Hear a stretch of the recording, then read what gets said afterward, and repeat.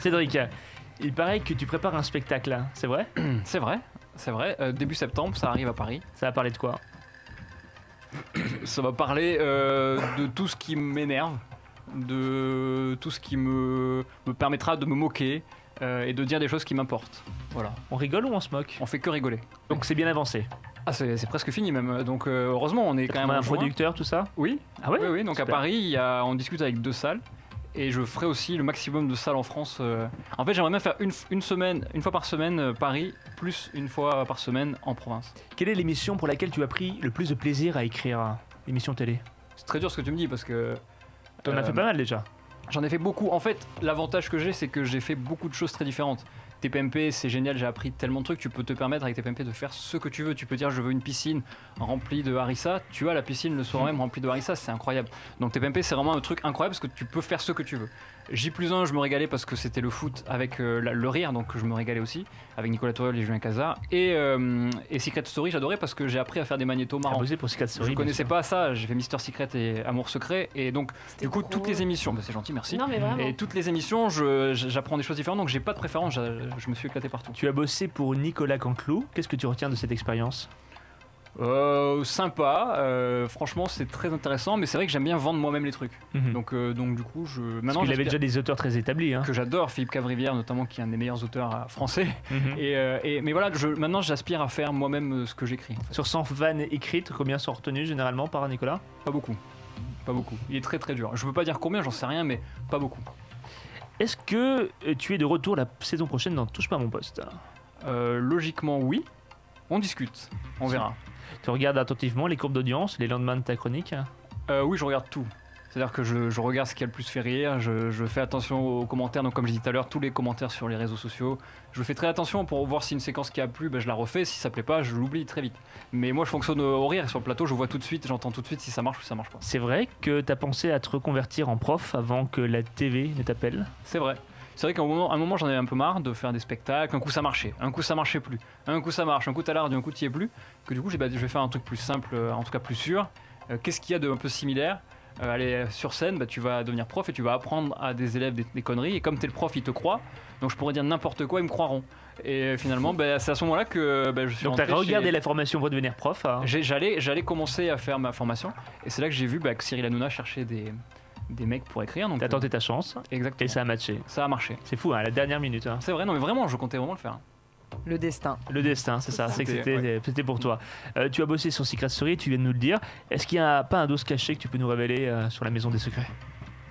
Franchement, non, parce que moi, je passais ma vie à travailler sur quelles idées je pourrais trouver. Donc j'étais pas dans le prime et tout ça, moi j'étais vraiment sur une quotidienne et tout, donc j'ai pas de secret. C'était la quotidienne de NT1, c'est ça? De TFX, ouais. TFX. Et après les primes, je faisais Amour Secret, donc pour le prime. Mais en fait, ouais, moi je regardais tout ce qui se passait dans la maison, ça c'est très bien, mais il y avait pas de truc incroyablement fou. Moi j'aimais beaucoup parce qu'il y avait une personne plus âgée, Tania, à mon époque, qui avait peut-être 65 ans, je pense. Et moi j'étais fan d'elle parce que c'était génial d'avoir une personne de son âge dedans. Mais il y avait pas de truc vraiment caché. Il y a pas tous ces trucs, il y a des mystères de. Franchement, j'ai pas vécu ça. Tac au tac. TV ou radio? Radio. De finesse ou clavier? De finesse. PSG ou OM? Ouais, il n'y a même pas une seconde d'hésitation. Canard laqué ou Jean-Michel Larquet? Canard laqué. Pop, rock ou électro? Pop rock ou pop rock et électro? Pop, rock ou électro? Pop rock. Coldplay ou Muse? Muse. Retour vers le futur ou Dirty Dancing? Retour vers le futur. Marty McFly ou Doc Emmett Brown? Doc Emmett Brown. Vanille ou chocolat? Chocolat. Direct ou enregistré? Direct, tout est direct. Et ben voilà, César Palace en direct le 30 juin. Exactement. Le 30 juin, en direct, Cédric, tu proposeras aux éditeurs d'EVL un marathon radiophonique qui va débuter de 21h30 à 8h du matin. Wow. C'est vrai, c'est vrai. D'où elle vient cette idée? En fait, je discutais avec la direction de VL pour voir un petit peu l'augmentation pécuniaire pour l'année prochaine. Et je demandais est-ce qu'on peut passer de 0 à 1 euro. Et ils m'ont dit écoute, faut qu'on voit la comptabilité, c'est pas évident. Donc j'ai dit tiens, est-ce qu'on pourrait pas faire un truc événementiel pour la dernière de l'année? Bien sûr. C'est-à-dire commencer et faire la nuit entière. C'est-à-dire prendre les gens au moment où ils vont se coucher à 8h30, à 9h30, parce que tout le monde se couche à 9h30, bien sûr. Oui, c'est ça. bien Et sûr. les emmener jusqu'à 8h du matin.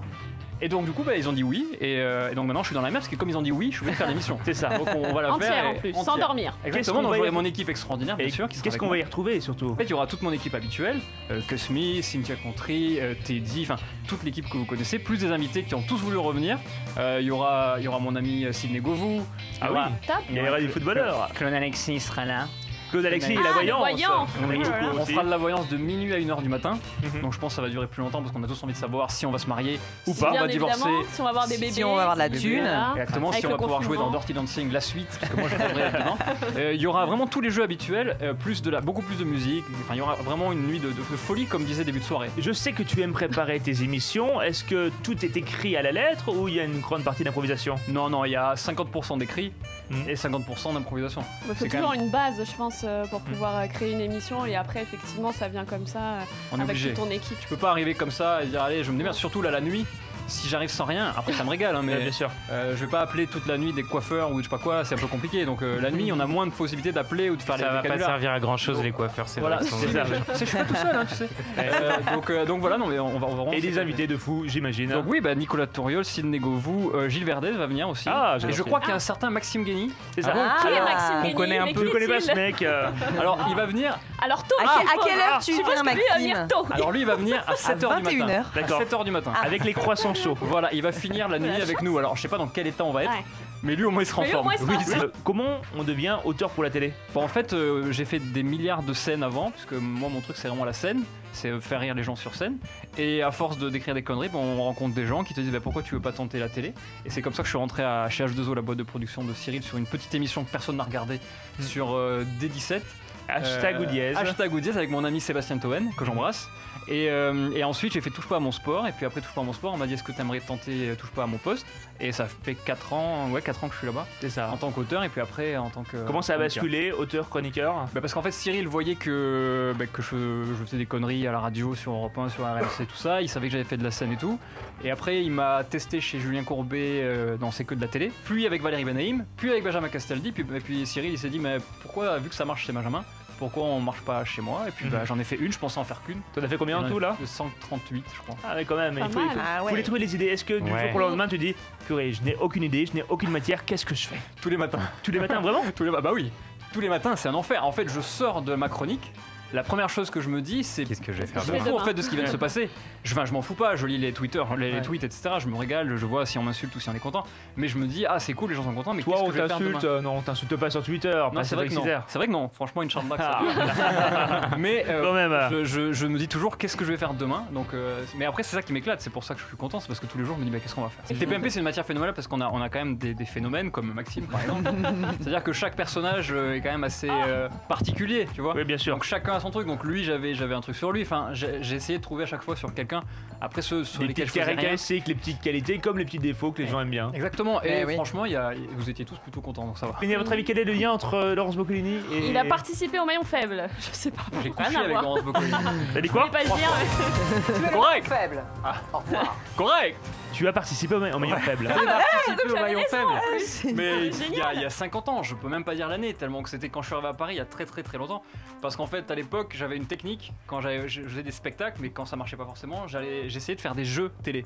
Comme ça, j'empochais de l'argent et j'étais tranquille pendant 1 an. Et en fait, je suis allé au maillon faible et j'ai gagné. Et du coup, j'ai gagné 3600 € net vendeur. Donc t'étais le dernier. J'étais j'étais le dernier parce Bah, que il était pas le maillon faible, j'étais le quoi. maillon fort. Je me régalais parce que j'imitais Boccolini. J'ai la cassette vidéo à la maison, bon je l'ai pas vu depuis 1000 ans. Mais non, et du coup en fait je m'amusais à l'imiter. C'est-à-dire que ça en fait fait, je sais quoi pas si vous vous rappelez, au début il y avait, donc admettons c'est Tiffany, 25 ans La Courneuve, Maxime 25 ans, et d'un coup il y a moi, je fais Cédric, 21 ans, Aubervilliers. et là je me dis elle va me défoncer la race. En fait elle a pas vu, et du coup à chaque fois je parlais comme ça. Et au final je suis arrivé en finale, et je sais pas si vous vous rappelez, juste avant la finale on était encore 3, Ouais. et il fallait que les deux Tu dois éliminer deux votent personnes. contre quelqu'un Ouais, d'autre. c'est ça. Et moi, il y avait une dame âgée, et il y avait un mec avec moi, et du coup, j'ai regardé le mec, j'ai fait Et il m'a fait. T'as fait ça? Et du coup, on a dégagé la pauvre. Ouais, mais on s'en fout, elle avait 90 ans, elle avait de l'argent. Elle s'en est pas rendu compte en tout cas. Elle s'en est pas rendu compte. Moi, j'avais besoin d'argent, donc elle a compris. Et puis elle m'en veut pas. D'ailleurs, elle doit plus être vivante. Quel salopard, quand Tu as fait même. quoi avec les 3600 Mais euros? J'ai payé mon loyer, enfin tout ce qui m'a évité d'aller travailler pendant quelques mois. Et t'avais fait de mémoire mot de passe avec Patrick Sébatier. Aussi, ouais. ouais. Et Il avait tous les jeux. J'ai gagné 5000 euros. Et c'est toi qui étais dans Casimir. C'est vrai ça? Oui, c'est vrai. Dans Casimir non, mais mot de passe, oui. Mot de passe, oui. Ouais, et je me suis régalé, mot de passe. Prochaine image. Ah, Luis Fernandez, Fernandez. au micro Que tu de connais très RMC. bien. Oui, effectivement, Génial. j'ai travaillé pour l'Euro 2012. En fait, il y avait un concours sur RMC pour désigner un nouveau chroniqueur et j'avais gagné. Et du coup, j'avais passé tout l'Euro avec toutes mes idoles. Moi, je suis un fan de foot, Incroyable. donc RMC, je passais ma vie à écouter l'after-foot. J'étais avec Daniel Riolo, Roland Courbis, qui était mon idole parce que c'était l'entraîneur de l'OM, Luis Fernandez, Il est Grégory Coupé. perdu. Il est Non, perdu. tous les gens Moi qui disent, j'adore, non, je mais- t'écoute parce Voilà. que moi j'adore. Grégory Coupé, enfin tous les mecs que je regardais comme Coupé. ça. Et moi, je faisais des blagues. Je faisais des blagues avec eux. Ce beau Grégory. Qui est Grégory Coupé, Un Maxime grand Guény? footballeur Ouais, mais surtout qui à est quel rentré poste dans les années du À quel football poste pour avoir mis un coup de tête à... Non, D'accord, c'est c'est pas ça. ça. Quel Merde. poste Maxime Guény. C'est pas lui. Mais voilà, RMC, vraiment, j'ai adoré cette expérience. Trop cool. Prochaine image. Ah non. Alors ça, c'est un très mauvais souvenir. Ah bon? Ah bah raconte. C'est quoi Laurent On passe Ruquier. au- Qu'est-ce qui s'est passé avec Laurent Ruquier? Non, mais j'imagine que on demande qu'à en rire. C'est un demande qu'à en rire. Bah, c'est le pire souvenir de ma vie parce que c'est une horreur. T'as participé à l'émission. J'ai participé à l'émission. À j'en ai 4 fait reprises. 3 ou 4, à 4, voilà. Je crois que c'était 3. J'en ai fait 4 alors, effectivement. Et lui, je l'adorais et je l'adore toujours. Mais ses jurés, je les détestais. Rappelle-nous, il y avait Je les qui? détestais. Éric Métayer, vraiment que je hais. Qui c'est qu'il y avait? Salut. Jean Benguigui, Catherine Barma et je sais plus. J'avais 12 ans, j'étais tout maigre, regarde. Et en fait, tu descendais dans cette Petit espèce Cédric. d'arène et eux, leur seul but, c'était de te massacrer De te quoi qu'il casser. arrive. Et Ruquier, c'était le seul qui me défendait. Ouais. Et moi, en fait, c'est le seul qui m'intéressait parce que c'est le seul que je respectais, puisque j'aimais la façon d'écrire, j'aimais sa carrière, j'écoutais depuis tout petit, rien à cirer, etc. Et lui, il me défendait et les autres me défonçaient la race. Et manque de bol, les gens m'avaient fait revenir. Ils m'avaient fait revenir. Ma force, quand t'en as 3 ou 4 qui te massacrent, bah, le public il dit bah s'il défonce, il défonce et on s'en va. On rappelle Et, le principe, vous aviez des thématiques, vous deviez écrire un En sketch 5 et jours. le jouer, et le public votait par la même occasion. Tu te rappelles des thématiques? Il y avait un truc sur Johnny, mais Je sais suis le répétiteur de Johnny pour le théâtre. plus. Voilà. Un athlète valide cours contre Oscar Pistorius, Oui, c'est vrai. fan de David Guetta ou encore lecture de lettres d'insultes dans une soirée littéraire. Franchement, je me rappelle plus trop. Je me rappelais de Johnny, mais les autres, je me rappelle plus. Mais C'est un peu c'était- aller au casse-pipe là-bas. Oui, quand mais en même, fait, hein. c'est qui C'est tout le double. principe, ouais. C'est soit ça fait Jérémy Ferrari, Arnaud de sa mère, et d'un coup ta Et Kev carrière Adams. explose, et Kev Adams, qui n'y avait pas trop besoin de ça, mais il commençait déjà à exploser. Mais soit c'est comme moi, où on est des milliards, enfin, des mecs maintenant qui sont un tout petit peu connus, qui ont fait cette émission, sauf que les gens s'en rappellent pas, et heureusement pour nous. Parce qu'il y en a plein, c'est un traumatisme pour les Il y a trois quarts des Maxime, regarde, pour te rappeler que tu as Mais je fait me rappelle, l'émission. pas on grave. se connaissait Ah, mais- déjà à l'époque, faut dire Ouais. à tous ceux qui nous suivent, on se connaît depuis une dizaine d'années. 2006. Depuis notre première année de licence à la fac de Paris 8. Ah, C'est vous vrai. étiez ensemble? Eh oui, c'est là où Ensemble à c'est là où on l'école. s'est Oui, connus. bien évidemment. C'est ça. Et tu écrivais, tu te creusais les méninges. Bon, l'avantage, c'est que quand tu écris un texte pour la télévision, tu touches ensuite des droits d'auteur. Donc tu as une prestation, mais tu pas qu'une prestation. Tu as aussi un retour sur investissement, j'ai envie de dire. C'est vrai, alors que à l'époque je faisais que de la scène et la scène c'est pas évident de remplir le frigo. Donc c'est vrai qu'on s'est tous dit on va aller tous là, on rêvait tous d'aller là-bas et on espérait passer ce cap. Et moi je me suis planté, il y a pas de problème, moi, je me suis planté, je faisais pas des sketchs extraordinaires non plus. Ça J'ai t'a pas- fait j'ai pas avancer dit- au final. Ouais. Oui, C'est bah, que, tu non, vois. ça m'a plus déprimé qu'autre chose comme tout. Ah oui. Mais c'est juste qu'en fait, j'ai rien contre cette émission, c'est génial, mais j'étais pas prêt à me faire massacrer comme ça devant À tout le cet monde. âge-là, Ça- Ouais, mais en c'est même horrible. temps, Charlotte. c'est une bonne école Mm. parce que dans le spectacle, c'est vrai que c'est toujours un peu le challenge de devoir plaire, etc. On est beaucoup critiqué et du coup, ça permet De te forger. de peut-être, se forger en Bien fait. sûr. En fait, moi je passe ma vie à regarder Rocky et ça me donne Ah, l'œil du j'adore. tigre. Au plus on me fait ça, au plus ça me donne la motivation pour D'aller réattaquer. plus loin en avancer. fait. Donc c'est pour ça que ça me dérange pas. Alors ça, c'est Willy Rovelli, C'est Willy Rovelli en 2017 qui m'a pris dans son équipe sur Europe 1 où je faisais des chroniques sur l'actualité l'été. et l'été et je me suis régalé. C'est là où en gros Cyril a vu que je faisais d'autres choses. C'est ça. Et, et je me régalais. ça donnait ça. Ah bon? Bonjour, qu'est-ce qui se passe? Je vous sens pas comme d'habitude. Ah oui, Qu'est-ce qui se passe je me sens un petit peu comme ceux qui vont dans les clubs échangistes. pourquoi Je suis partagé. Qu'est-ce qui se passe? Ouais, non, je suis partagé entre le plaisir d'être ici, mais en même temps Oui. triste parce que, bah, comme le disait Jean-Louis Aubert, voilà, c'est fini. Fini votre appel quotidien au chef de la cantine. Ah, Vous en avez ouais. fait une star, hein. C'est vrai, je La sais. preuve, selon le Parisien, le chef va signer à la cantine de RTL. Fini le public si peu nombreux que chaque jour je me croyais à un concert de Scheim. Vas-y, Ils sont 12 jette-toi aujourd'hui. dans le public, on va voir s'il se recule aussi. C'est vrai, c'est vrai. Les pauvres étudiants qui sont obligés de devenir véganes parce que la viande est trop chère. Rien à voir avec mon cousin Romain qui a décidé de ne manger que vegan, bio et sans gluten. Ah, il va bien, on l'embrasse, il nous écoute peut-être. Ah non, il nous a quittés, il vient de mourir de faim. Ah bah oui, je suis bête. On a tout dans